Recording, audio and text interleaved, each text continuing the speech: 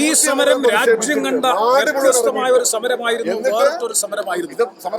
ഗാന്ധിജി വെടിയേറ്റ് വീണ സ്ഥലത്ത് ഇന്ത്യൻ പാർലമെന്റിലെ പ്രതിപക്ഷാംഗങ്ങൾ രാഹുൽ ഗാന്ധിയുടെ നേതൃത്വത്തിൽ നടത്തിയ പ്രതീകാത്മകമായിട്ടുള്ള പ്രതിഷേധമായിരുന്നു സത്യത്തിൽ.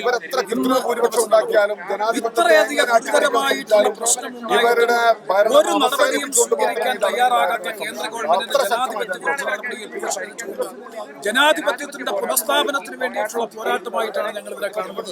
കേവലം വിദ്യാർത്ഥികളുടെ പരീക്ഷാ പ്രശ്നം എന്നതിനപ്പുറത്തേക്ക് രാജ്യത്തിന് നഷ്ടപ്പെട്ടു പോയ ജനാധിപത്യ മൂല്യങ്ങൾ വീണ്ടെടുക്കാൻ വേണ്ടിയിട്ടുള്ള ജനകീയ പോരാട്ടമായി രാജ്യത്ത് മാറിക്കഴിഞ്ഞു. അതിന്റെ ഭാഗമായിട്ടാണ് ഗാന്ധിജി വെടിയേറ്റ് വീണ സ്ഥലത്ത് ആദരവർപ്പിച്ചുകൊണ്ടുള്ള പ്രതിഷേധം പ്രകടിപ്പിച്ചുകൊണ്ടുള്ള പ്രതീകാത്മകമായ സമരത്തിന് ഇന്ന് പ്രതിപക്ഷ നേതൃത്വം വിവിധയിടങ്ങളിലാണ് ബാരിക്കേഡ് വെച്ചുകൊണ്ട് പോലീസ് ഇതിനെ തടഞ്ഞു. എല്ലാ ബാരിക്കേഡുകളെയും അതിജീവിച്ചുകൊണ്ടാണ് എംപിമാരുടെ നേതൃത്വത്തിലുള്ള സംഘം ഇവിടെ എത്തിച്ചേർന്നത്.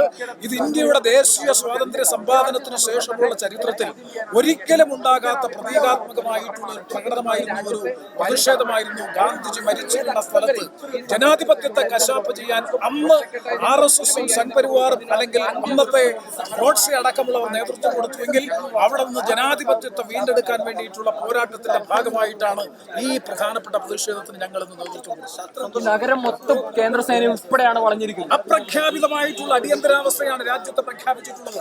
6:30 ശേഷം കടകൾ തുറക്കാൻ പാടില്ല. സകല സ്ഥലത്തും പട്ടാളത്തെ ഇറക്കിയിരിക്കുന്നു. വല്ലാത്തൊരു അന്തരീക്ഷത്തിലേക്ക് രാജ്യം മാറിയിരിക്കുന്നു. അപ്രഖ്യാപിതമായ അടിയന്തരാവസ്ഥയാണ് മോദി ഗവൺമെന്റ് നമ്മുടെ രാജ്യത്ത് അടിച്ചേൽപ്പിച്ചിട്ടുള്ളത്. അതാണ് ഞാൻ പറഞ്ഞത്, അതിനെ അതിജീവിച്ച് ജനാധിപത്യം വീണ്ടെടുക്കാൻ വേണ്ടിയിട്ടുള്ള ഒരു ജനകീയ പോരാട്ടമായി കുട്ടികളുടെ സമരം മാറിയിരിക്കുന്നു. നീറ്റ് പരീക്ഷാ പ്രശ്നം മാറിയിരിക്കുന്നു എന്നുള്ളതാണ് ഈ സമരത്തിന്റെ ഏറ്റവും വലിയ പ്രത്യേകത. തീർച്ചയായിട്ടും ഇത് ഈ രാജ്യത്തെ വിദ്യാർത്ഥി സമൂഹത്തെ നരനായാട്ട് നടത്തിയതിന് തുല്യമായ പ്രവർത്തനമാണ് ഈ രാജ്യ തലസ്ഥാനത്ത് നടന്നത്. ഒരു കാരണവശാലും അംഗീകരിക്കാൻ പറ്റാത്ത ആ നരനായാട്ടിനെതിരെ ഒന്ന് ആലോചിക്കുക. ഈ രാജ്യത്തെ കോടാനുകോടി വിദ്യാർത്ഥികളിൽ നിന്നൊരു പരീക്ഷ ഇത്രയും കാലമായിട്ട് ചോർന്നത് വിദ്യാഭ്യാസ വകുപ്പിന് അതിന്റെ ഒരു ഉത്തരവാദിത്തമായിട്ട് എന്തിനാണ് ഭരിക്കുന്നത്? അപ്പോൾ ഇതൊരു ഏറ്റവും ബേസിക് ആയിട്ടുള്ള ചോദ്യം ഈ രാജ്യത്തെ വരും തലമുറയായ വിദ്യാർത്ഥികൾ ചോദിക്കുന്ന ചോദ്യം. ആ ചോദ്യം ഞങ്ങൾ ഏറ്റുവിളിക്കുകയാണ്. ആ ചോദ്യം ഉയർത്തുമ്പോൾ ഇവിടെ നരനായാട്ട് നടത്തി ആ ചോദ്യങ്ങൾ ഇല്ലാതാക്കാൻ ശ്രമിച്ചാൽ ഏതറ്റം വരെ ഈ സമരം പോകും. ഇന്ത്യ സഖ്യം ഒരുമിച്ച് നിൽക്കും, പ്രതിപക്ഷ പാർട്ടികൾ ഒരുമിച്ച് നിൽക്കും. ഇത് ഇന്ത്യയുടെ സമരമാണ്, ജനാധിപത്യം സംരക്ഷിക്കുന്നതിന് വേണ്ടിയുള്ള സമരമാണ്. ആദ്യം വിദ്യാർത്ഥികളായിരുന്നു, പിന്നീട് പ്രതിപക്ഷ കോൺഗ്രസ് നടത്തിയ സമരത്തിൽ ഉൾപ്പെടെ മൃഗീയമായ രീതിയിലാണ് പോലീസ് പ്രതികരിച്ചത്. നഷ്ടപ്പെട്ടു പോയ ജനാധിപത്യം വീണ്ടെടുക്കാൻ വേണ്ടിയിട്ടുള്ള ജനകീയ പോരാട്ടമായി രാജ്യത്താകെ ജനാധിപത്യാവകാശങ്ങൾ അവേദ ജനാധിപത്യാവകാശങ്ങൾ അതാണ് ഞങ്ങളെല്ലാം നിർവഹിക്കുന്നത്. എല്ലാ രാഷ്ട്രീയ പ്രസ്ഥാനത്തിൽപ്പെട്ട ആളുകളും CPM എല്ലാവരും കൂടെ. കാരണം ഇത് നാടിന്റെ രക്ഷയ്ക്ക് വേണ്ടി പോരാട്ടമാണ്. ഈ നാട്ടിൽ ജനാധിപത്യം ഭരണഘടന വേണമെന്ന് തീരുമാനിക്കേണ്ട പോരാട്ടമാണ്. കുട്ടികൾ ക്വസ്റ്റ്യൻ പേപ്പർ ചോർന്നതിനെതിരെ പ്രതിഷേധിക്കുമ്പോൾ അവരെ അടിച്ചമർത്തിയാൽ തീഹാർ ജയിലടച്ചാൽ തീരുന്നതാണ് ഈ വിഷയം.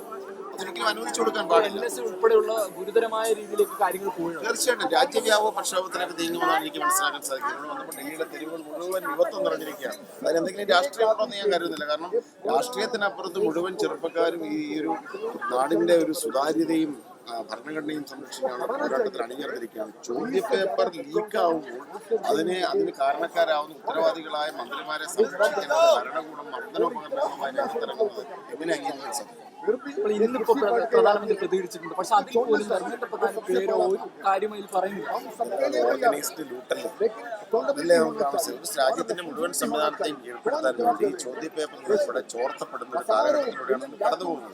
നരേന്ദ്രമോദിക്ക് പ്രധാനമന്ത്രിക്ക് ആത്മാർത്ഥതയുണ്ടെങ്കിൽ ധർമ്മേന്ദ്ര പ്രധാന ധാർമ്മിക ഉത്തരവാദിത്വം കൊടുത്ത് അദ്ദേഹത്തെ സ്ഥാനത്ത് മാറ്റി നിർത്തണം. അതിനല്ല മുതിരുന്നത്.